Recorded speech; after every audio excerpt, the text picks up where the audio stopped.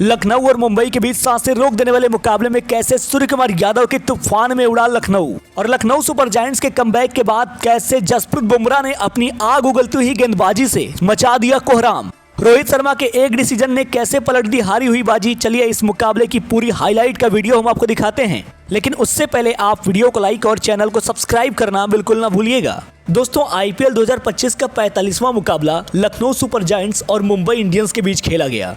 यह मुकाबला दोनों ही टीमों के लिए करो या मरो की तरह था। अगर कोई भी टीम यहां से हारती है तो उसके लिए प्लेऑफ के लिए क्वालिफाई करना थोड़ा मुश्किल हो जाएगा। वानखेड़े के खूबसूरत स्टेडियम में सिक्का उछलता है और गिरता है ऋषभ पंत के पक्ष में। ऋषभ पंत ने बिना सोचे बिना देरी किए पहले गेंदबाजी करने का फैसला कर लिया। पंत ने इस मुकाबले में बड़ा बदलाव किया। उन्होंने शार्दुल ठाकुर को बाहर करके आखिरकार अपने सुपर फास्ट तेज गेंदबाज मयंक यादव को मौका दिया और पहला ही ओवर मयंक यादव लेकर आए थे, लेकिन इस ओवर में कुछ ज्यादा रन बने नहीं। पहले ओवर में केवल 6 रन बने थे।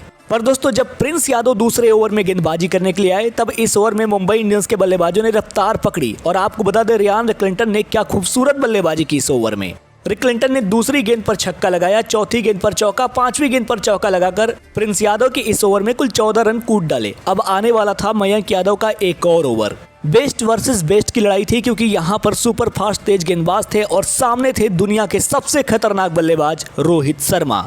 दोस्तों, जिस बात की उम्मीद थी, रोहित शर्मा को मयंक यादव ने बाउंसर डालकर टेस्ट करना चाहा था। 141 की स्पीड से यह गेंद थी। हिटमैन तो ऐसी गेंदों को आंख मूंद कर भी बाउंड्री पार पहुंचा देते थे और उन्होंने एक बार फिर से वैसा ही किया। मयंक की उस गेंद पर उन्होंने शानदार छक्का लगाया। दोस्तों, मयंक यादव नहीं रुके। इसके बाद उन्होंने एक और बाउंसर गेंद डालकर रोहित शर्मा को चेक करना चाहा और रोहित शर्मा ने उससे भी छक्के में तब्दील कर दिया। मयंक 2 गेंदों में 2 छक्के खा चुके थे। अब उन्हें वापसी करनी थी और आपको बता दें, इसी ओवर की 5वीं गेंद पर जो 150 की स्पीड से डालने वाला गेंदबाज था, उसने केवल 112 की स्पीड से एक ऑफ कटर गेंद डाली, जहां पर रोहित शर्मा कैच आउट हो गए। जी हां दोस्तों, पारी के तीसरे ही ओवर में मुंबई इंडियंस को तगड़ा झटका लग चुका था। रोहित शर्मा 5 गेंदों में 12 रन बनाकर पवेलियन चले गए। अब रोहित शर्मा के जाने के बाद विल जैक्स बल्लेबाजी करने के लिए आते हैं। दोस्तों, विल जैक्स और रियान रिकलिंटन ने शानदार बल्लेबाजी करते हुए मुंबई इंडियंस को पहले पावर प्ले में 1 विकेट के नुकसान पर 66 रन के स्कोर पर पहुंचा दिया।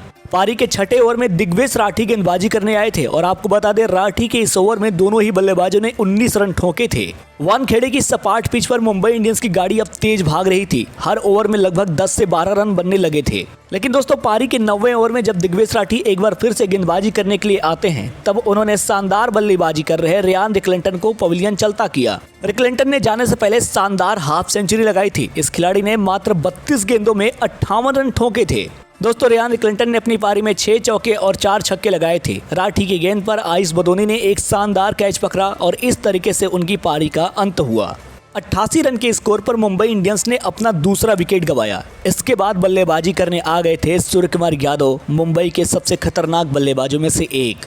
दोस्तों, सूर्यकुमार यादव और विल जैक्स के बीच एक बेहतरीन पार्टनरशिप पनपने लगी। ऋषभ पंत के लिए ये सिर दर्द साबित होने लगा था, क्योंकि दोनों ही बल्लेबाजों ने आपस में 17 गेंदों में 28 रन ठोक दिए थे। लेकिन इसके बाद आते हैं प्रिंस यादव, और प्रिंस यादव ने एक इन स्विंगिंग यॉर्कर गेंद डालकर विल जैक्स को क्लीन बोल्ड कर दिया। जी हां दोस्तों, पारी के 12वें ओवर की तीसरी गेंद जब प्रिंस यादव ने डाली तब उस पर विल जैक्स बेबस नजर आए और क्लीन बोल्ड हो गए। मुंबई इंडियंस को तीसरा झटका 116 रन के स्कोर पर लगा था। अब मुंबई के लिए बल्लेबाजी करने आ गए थे तिलक वर्मा। पर दोस्तों, इस मुकाबले में तिलक वर्मा कुछ खास बल्लेबाजी नहीं कर पाए। तिलक वर्मा 5 गेंदों में 6 रन बनाते हैं, एक चौका लगाकर आउट हो जाते हैं। उन्हें रवि बिश्नोई ने प्रिंस यादव के हाथों कैच आउट कराकर पवेलियन का रास्ता दिखाया। हाँ, लेकिन दूसरे छोर पर सूर्यकुमार यादव खतरनाक बल्लेबाजी कर रहे थे। दोस्तों, तिलक वर्मा के बाद बल्लेबाजी करने आए थे मुंबई इंडियंस के कैप्टन हार्दिक पांड्या। हार्दिक पांड्या इस मुकाबले में कुछ खास बल्लेबाजी नहीं कर पाए। जब हार्दिक 7 गेंदों में 5 रन बना चुके थे, तब मयंक यादव ने एक ऐसी गेंद डाली जो सीधे हार्दिक पांड्या का स्टंप ले उड़ी और उनका विकेट गिर गया। दोस्तों, 15.1 ओवर में मुंबई इंडियंस ने 157 रन पर अपना 5वां विकेट गंवाया कैप्टन हार्दिक पांड्या के रूप में। वहीं दूसरे छोर पर तूफानी बल्लेबाजी कर रहे सूर्यकुमार यादव ने इस मुकाबले में अपने 4000 रन भी पूरे कर लिए और इसके साथ ही उन्होंने शानदार हाफ सेंचुरी भी लगाई। जी हां दोस्तों, अब सूर्यकुमार यादव के आईपीएल में 4000 से ज्यादा रन हो चुके हैं। वहीं आपको बता दें, सूर्या ने 28 गेंदों में ही 54 रन बनाए थे, 4 चौके 4 छक्के लगाए थे। आउट होने से पहले इस खिलाड़ी ने अपना काम कर दिया था। आपको बता दें, आवेश खान ने उन्हें आउट किया था मिचेल मार्श के हाथों कैच आउट कराते हुए। सूर्या के आउट हो जाने के बाद आखिर के ओवरों में कॉर्बिन बोस ने अच्छी बल्लेबाजी की। 10 गेंदों में 20 रन बनाए, 2 छक्के 1 चौका लगाया। तो वहीं नमन धीर ने भी लाजवाब बल्लेबाजी की। 11 गेंदों में ही 25 रन ठोके, 2 चौका 2 छक्का लगाया। और इस तरीके से दोस्तों मुंबई इंडियंस ने 20 ओवर की समाप्ति के बाद 215 रन बना लिए थे 7 विकेट के नुकसान पर। अगर लखनऊ सुपर जायंट्स के गेंदबाजों की बात करें तो लखनऊ के सभी गेंदबाजों की इकोनॉमी 10 से ऊपर की रही। मयंक यादव ने 4 ओवर में 40 रन देकर 2 विकेट लिए। प्रिंस यादव ने 4 ओवर में 44 रन देकर 1 विकेट लिया। दिग्विजय सराठी ने 4 ओवर में 48 रन लुटाए, 1 विकेट लिया। रवि बिश्नोई ने 4 ओवर में 41 रन देकर 1 विकेट लिया। तो आवेश खान ने 4 ओवर में 42 रन देकर 2 विकेट्स लिए। दोस्तों लखनऊ सुपर जायंट्स इस बड़े से लक्ष्य का पीछा करने उतरी थी और पारी की पहली ही गेंद पर मिचेल मार्श ने शानदार छक्का लगाकर अपने खतरनाक इंटेंट बता दिए थे। लग रहा था इस मुकाबले में कुछ तो बड़ा होने वाला है, लेकिन दोस्तों इसके बाद फिर जो होता है, पारी के तीसरे ओवर में गेंदबाजी करने आते हैं जसप्रीत बुमराह और जसप्रीत बुमराह ने एक बेहतरीन गेंद डालते हुए मार्करम की पारी का अंत कर दिया। इस लक्ष्य का पीछा करने उतरी लखनऊ सुपर जायंट्स को तीसरे ही ओवर में पहला झटका लग चुका था। आपको बता दें लखनऊ सुपर जायंट्स का 3 ओवर की समाप्ति के बाद 20 रन स्कोर हो चुका था। एडन मार्करम 2 चौके लगाते हैं, अपनी पारी में 9 रन बनाते हैं और 11 गेंदों का सामना करते हैं। अब लखनऊ सुपर जायंट्स के 2 तबाही वाले बल्लेबाज बल्लेबाजी कर रहे थे, मिचेल मार्श और निकोलस पूरन। और फिर आता है पावर प्ले का आखिरी ओवर जहां पर दीपक चहर गेंदबाजी करने के लिए आते हैं और दोस्तों वो हत्थे चढ़ जाते हैं निकोलस पूरन के। आपको बता दें निकोलस पूरन ने उनकी तीसरी गेंद पर शानदार छक्का लगाया। यॉर्कर गेंद थी जिसे स्लाइस करते हुए पूरन ने छक्का लगाया। इसके बाद अगली गेंद पर भी उन्होंने स्लाइस करते हुए शानदार छक्का लगाया। 2 गेंदों पर 2 छक्के लग चुके थे। इसके बाद पारी की 5वीं गेंद पर दीपक चहर एक शॉर्ट पिच डिलीवरी डालते हैं जिस पर निकोलस पूरन ने एक और छक्का लगाकर लगातार 3 गेंदों पर 3 छक्के लगा दिए। जिस लखनऊ की टीम ने 5 ओवर में 40 रन बनाए थे, वही लखनऊ सुपर जायंट्स का स्कोर 5 ओवर की समाप्ति के बाद 60 रन पर पहुंच चुका था, 1 विकेट के नुकसान पर। इसके बाद दोस्तों टाइम आउट होता है और टाइम आउट के दौरान कुछ ऐसी बातें होती हैं, कुछ ऐसा फैसला लिया जाता है जो चौंकाने वाला रहता है। दरअसल निकोलस पूरन के लिए रणनीति बनाई जाती है। मुंबई का मैनेजमेंट और पूर्व कप्तान रोहित शर्मा के कहने पर हार्दिक पांड्या ने गेंदबाज विल जैक्स को बुलाया। जी हाँ, विल जैक्स जो कि बल्लेबाजी करने के लिए जाते हैं, उन्हें गेंदबाजी करने के लिए बुलाया, इस मैच को पलटने के लिए बुलाया। लग रहा था इस ओवर में कुछ तो बड़ा होने वाला है और दोस्तों निकोलस पूरन विल जैक्स की पहली ही गेंद पर छक्का लगाना चाहते थे और आपको बता दें विल जैक्स की गेंद पर सूर्यकुमार यादव ने बाउंड्री पर निकोलस पूरन का एक शानदार कैच पकड़ा और लखनऊ सुपर जायंट्स को सबसे तगड़ा झटका लगता है निकोलस पूरन के रूप में। लखनऊ को झटका लग चुका था। अब कप्तान ऋषभ पंत बल्लेबाजी करने आए थे। उन्होंने पहली ही गेंद पर शानदार चौका लगाया था।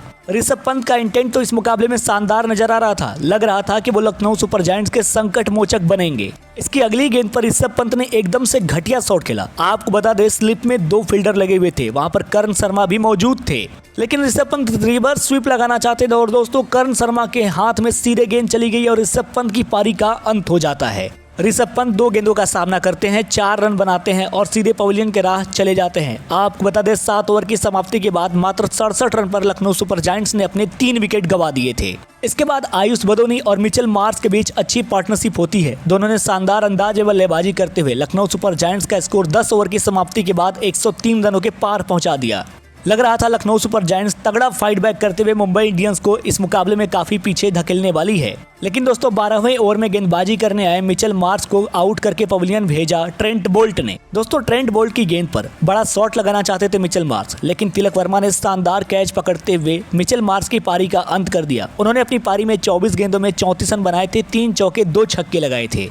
110 रन के स्कोर पर ही लखनऊ सुपर जायंट्स ने अपना चौथा विकेट गंवा दिया था। अब दोस्तों आयुष बदोनी के साथ बल्लेबाजी करने आए थे डेविड मिलर। डेविड मिलर ने भी आते ही अपनी दूसरी गेंद पर चौका लगाकर यह बता दिया था कि वो इस मुकाबले में रुकने वाले नहीं हैं। इन दोनों ही बल्लेबाजों ने शानदार अंदाज में बल्लेबाजी करते हुए लखनऊ सुपर जायंट्स का स्कोर 14 ओवर की समाप्ति के बाद 134 रनों तक पहुंचाया था और अभी भी लखनऊ सुपर जायंट्स को जीत के लिए 36 गेंदों में 82 रन की दरकार थी।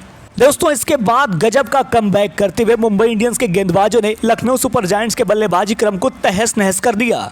जसप्रीत बुमराह ने तो 3 ओवर में ही 15 रन देकर 4 विकेट लेकर करिश्मा कर दिया। लखनऊ सुपर जायंट्स की टीम 148 रन पर अपने 8 विकेट गंवा चुकी थी और इसके बाद फिर क्या था दोस्तों, आसानी से इस मुकाबले को मुंबई इंडियंस ने अपने नाम किया और इस जीत के साथ ही मुंबई इंडियंस ने इस बार के आईपीएल में अपना 6ठा मुकाबला भी जीत लिया है और प्ले ऑफ के बेहद नजदीक पहुंच चुकी है मुंबई इंडियंस। दोस्तों मुंबई इंडियंस अब सीधे आरसीबी को हटाकर तीसरे पायदान पर पहुंच चुकी है। जी हां, क्या कमबैक है मुंबई की तरफ से ये। तो आपको क्या लगता है, इस बार मुंबई इंडियंस चैंपियन बन पाएगी या नहीं? आप अपनी राय हमें नीचे दिए गए कमेंट सेक्शन में जरूर बताइएगा और ऐसी ही शानदार खबरों के लिए हमारे इस चैनल को सब्सक्राइब करना बिल्कुल ना भूलिएगा। धन्यवाद।